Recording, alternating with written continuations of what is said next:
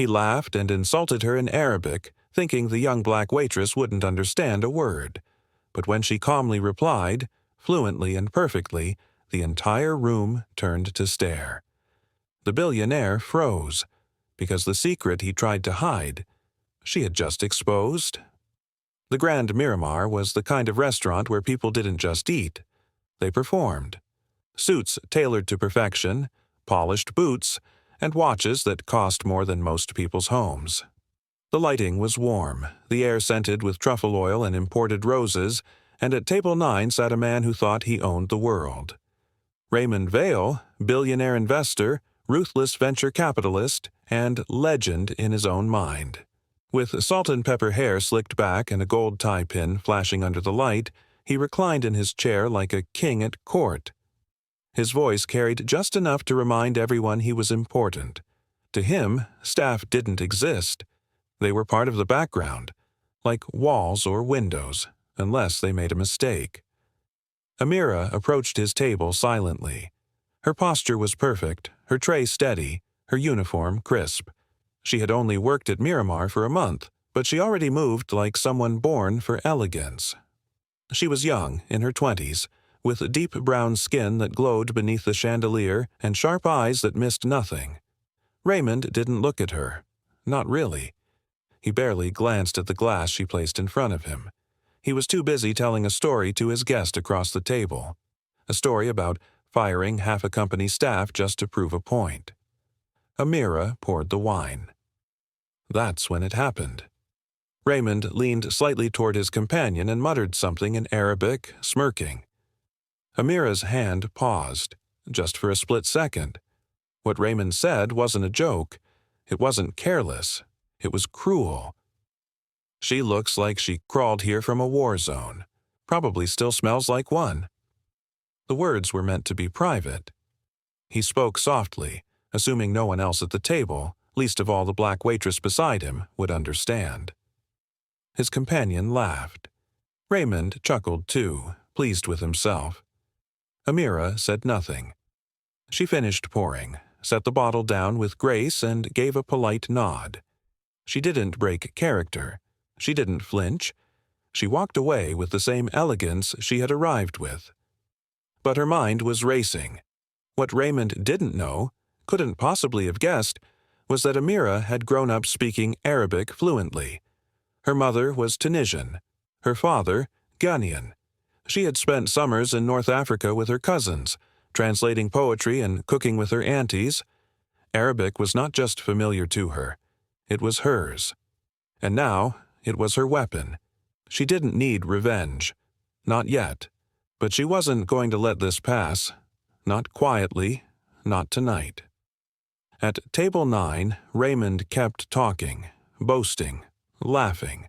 He had no idea the girl he had just insulted could shatter him with a single sentence. But he would learn. And when he did, it wouldn't be behind closed doors. It would be right here, in front of everyone.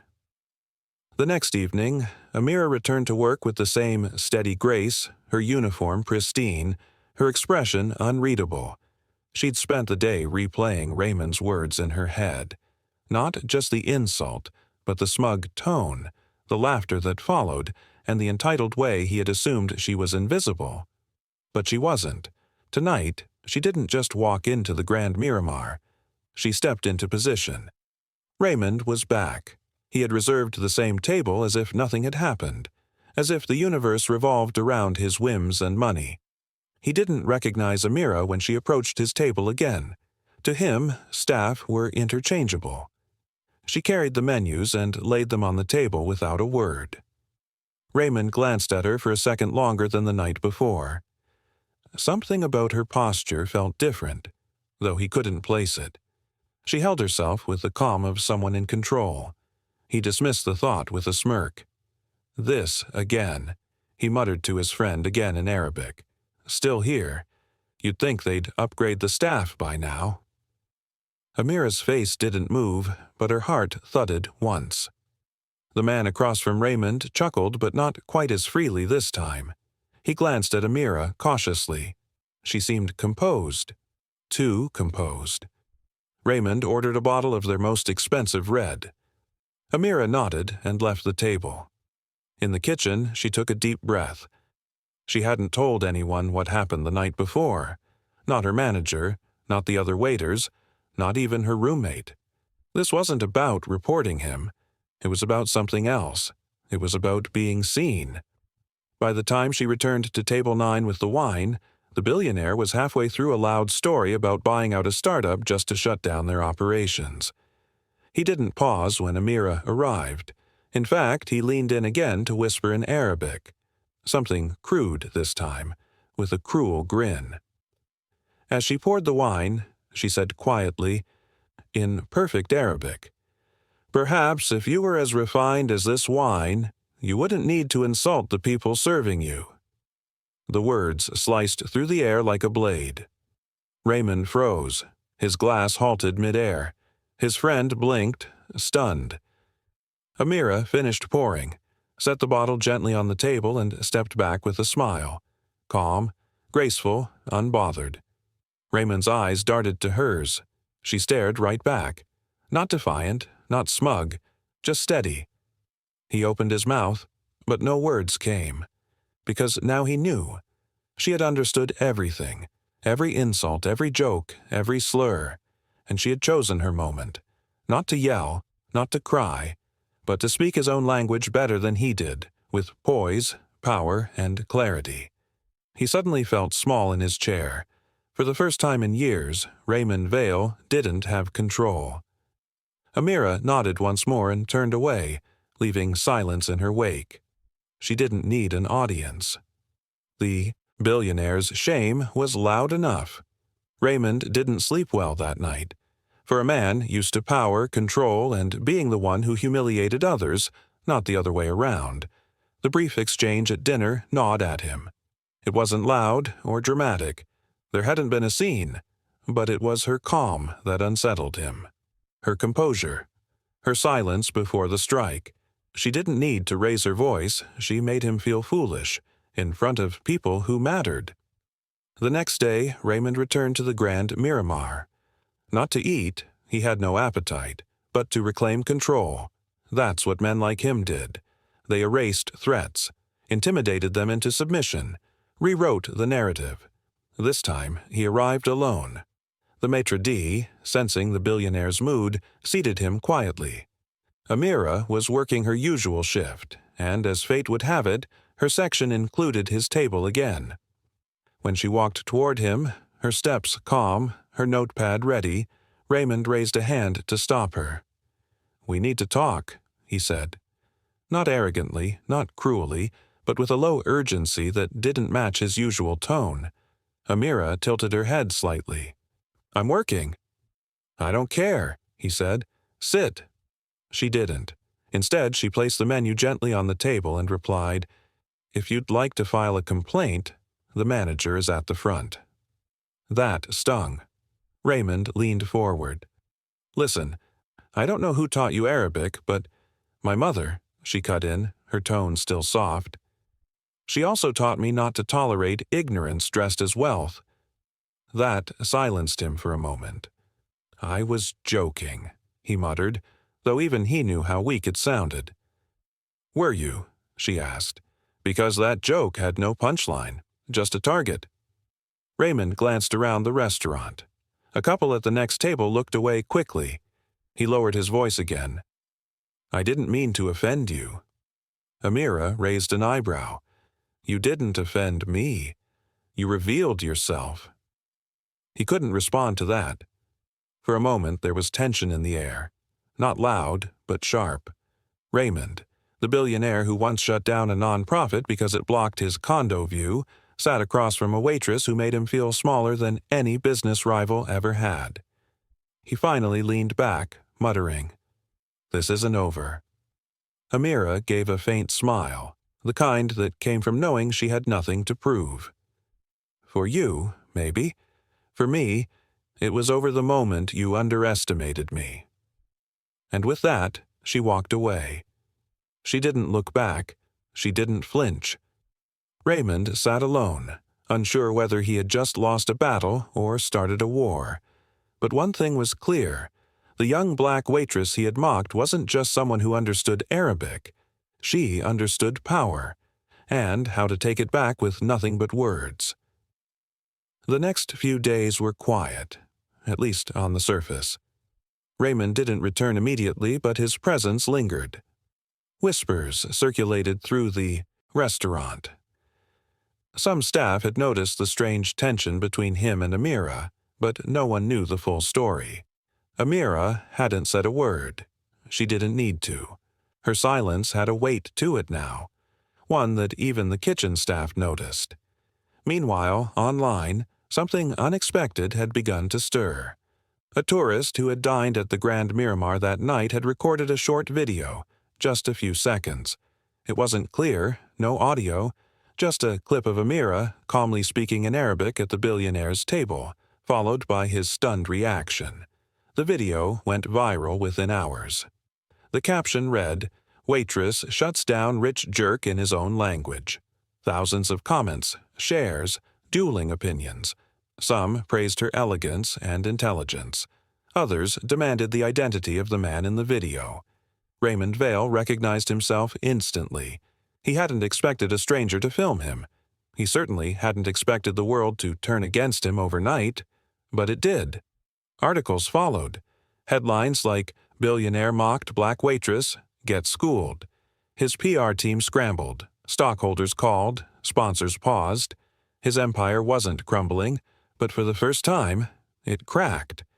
Amira knew about the video, too. A coworker showed her, wide-eyed. She watched it once, quietly, then put the phone down. She didn't share it. She didn't brag. She just kept working. A few days later, Raymond returned. Not in his usual designer suit, but in a quiet charcoal blazer, no entourage, no bravado. He requested a private dining room, but the manager informed him politely that the staff had declined to serve him. Amira hadn't made any demands. She hadn't asked for retribution. But the others had seen enough. Word had spread, and for once, the industry that had always looked the other way didn't. Raymond didn't argue. He just nodded and left. Back in the kitchen, Amira washed her hands, tied her apron, and kept moving. She wasn't interested in fame. She wasn't chasing headlines. She had come here to work, to build, to survive. What happened with Raymond wasn't a mission. It was a moment. One where she stood her ground and reminded the world that power doesn't always come with money. Sometimes it comes in the form of language, of heritage, of presence. Later that night, she walked home under a soft drizzle, her umbrella tucked under one arm. A couple across the street recognized her from the clip. They smiled. She nodded back, but didn't stop. She had nothing to prove. Not anymore. And deep inside, Raymond knew. The girl he once dismissed had rewritten the rules, not with wealth or rage, but with dignity. 2 weeks passed. The buzz around the viral video began to settle, but its impact remained. Influencers had moved on to the next story, but the restaurant still felt different. Tourists visited just to sit at Amira's table. Some asked to take selfies. Others whispered admiringly about her elegance, her fluency, her fearlessness. Amira handled it all with quiet professionalism. One evening, just before her shift ended, the manager approached with an envelope. It was thick, with a gold stamp pressed into the back. "Guy came in, said this was for you. Didn't leave a name," the manager said, raising a brow. Amira hesitated, then opened it. Inside was a handwritten note, in Arabic. "You made your point. You were right. I want to talk. Dinner, neutral ground. No cameras, no audience, just 2 people. If you accept, the driver will wait outside at 9. There was no signature, but she didn't need one. She folded the note carefully and slipped it into her bag. At 9:03 p.m., Amira stood outside the restaurant. A sleek black car waited, the driver silent as he opened the door for her. She slipped inside. The ride was quiet. Tension hung in the air like mist. Her reflection in the tinted window stared back, calm but alert. They pulled up to a small, private Mediterranean restaurant on the edge of the city. Not the kind of place Raymond Vale was known to frequent. It was quiet, candlelit, and empty, clearly reserved. He was already inside. No guards, no loud phone calls. Just a man seated at a corner table, looking, for the first time, unsure of himself. He stood as she approached. "Amira," he said, not mocking, not arrogant, just human. She nodded. "Raymond." They sat. For a moment there was only silence between them, broken only by the soft clink of cutlery from the kitchen. Finally he spoke. "I deserved everything," he said. "The shame, the backlash, the fallout, all of it." She didn't answer immediately. She let him sit in the discomfort of his own admission.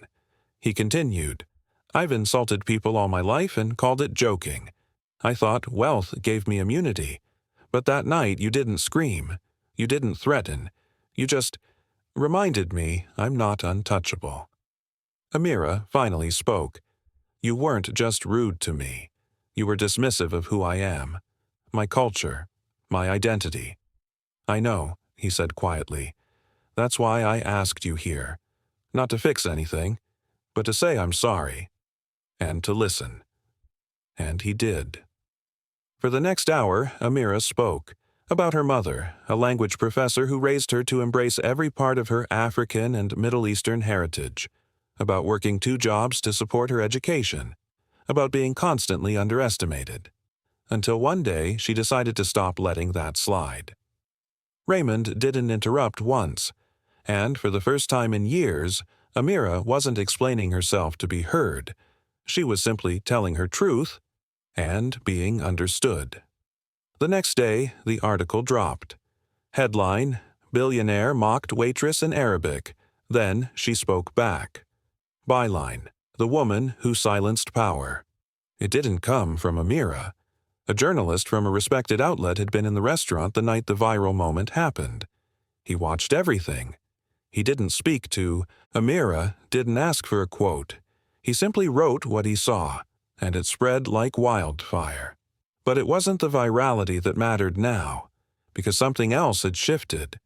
Raymond Vale, a man who had built a fortune on deals, manipulation, and silent intimidation, didn't show up in headlines for lawsuits or acquisitions anymore. Now he showed up in boardrooms with fewer smiles, fewer handshakes. Quiet respect had been replaced by quiet scrutiny. He wasn't canceled, but his aura, dented. He wasn't feared. He was watched. Amira, meanwhile, continued her shifts. Until one day, she didn't. The same manager who had handed her Raymond's invitation handed her a different envelope. This one from a foundation. Inside was an acceptance letter. She had been awarded a full scholarship, anonymous donor, for a prestigious international diplomacy and language program in Geneva. She never found out who nominated her, but she had a guess. And while she had no proof, something about the driver who showed up to escort her to the airport felt familiar, silent, respectful. As she boarded the plane, she looked out at the city she had worked so hard to survive in. Not with anger, not with regret. Just calm, clarity. 2 months later, in a televised interview, Raymond Vale appeared in a segment about changing faces of global business. It was scripted, polished, and safe. But at the very end, the host asked, "If there's one thing you regret?" He paused. Then, almost without thinking, he said, "Underestimating people who didn't wear power like a badge." He adjusted his tie. "Especially women." No one in the audience knew what he meant. But Amira did. She watched the clip on her laptop, sitting in a study lounge in Geneva, surrounded by students from every continent. She didn't smile or react, just clicked close and returned to her textbook. Because her story wasn't about him anymore. It never really was. It was about the moment a young black woman refused to be diminished.